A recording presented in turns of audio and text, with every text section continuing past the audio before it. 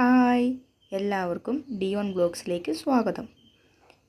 നമുക്കിന്നൊരു പാലപ്പം ഉണ്ടാക്കുന്നത് എങ്ങനെയാണെന്ന് നോക്കിയാലോ. അതിനെങ്ങനെയാണ് അരി അരച്ച് വെക്കുന്നതെന്ന് നമുക്ക് നോക്കാം.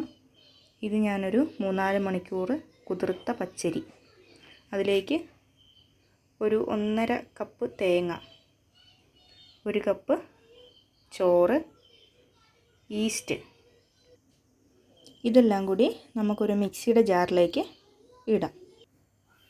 ഇതിലേക്ക് പച്ചരി, ചോറ്, തേങ്ങ, ഈസ്റ്റ് എന്നിവ ഞാൻ ചേർത്തിട്ടുണ്ട്. ഇനിയൊരു 2 സ്പൂൺ പഞ്ചസാരയും കൂടി നമുക്ക് ചേർത്ത് കൊടുക്കാം.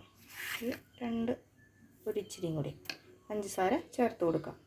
ഇനി ഇതിലേക്ക് അരി അരയാനുള്ള വെള്ളം ചേർത്ത് നമുക്ക് കൊടുക്കാം. ആവശ്യമായിട്ടുള്ള വെള്ളം ഒഴിച്ചു കൊടുക്കുകയാണേ. ഇനി ഇതൊന്ന് അടിച്ചെടുത്തിട്ട് വരാം. അങ്ങനെ അരിയൊക്കെ അരച്ചെടുത്തിട്ടുണ്ട്. ഇതിനി നമുക്ക് ഒരു പാത്രത്തിലേക്ക് മാറ്റാം.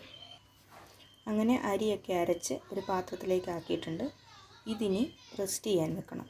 ഞാനിപ്പോൾ ഇത് തലേന്നാണ് അരച്ച് വെക്കുന്നത്. അതായത് രാത്രിക്ക് അരച്ച് വെച്ച് രാവിലെയാണ് അപ്പം ചുടുന്നത്.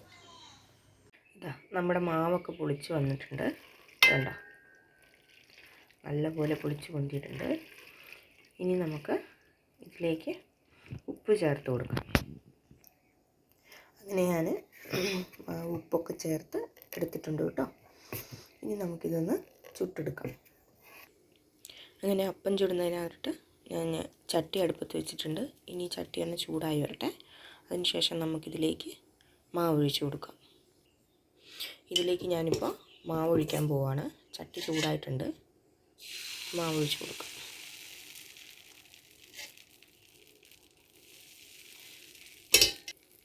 അങ്ങനെ ഞാൻ മാവൊക്കെ ഒഴിച്ച് കൊടുത്തിട്ടുണ്ട്.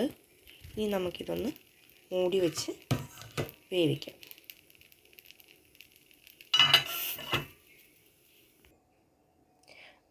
നല്ല സോഫ്റ്റ് ആയിട്ടുള്ള അപ്പം ഞാനിവിടെ ചുട്ടെടുത്തിട്ടുണ്ട്.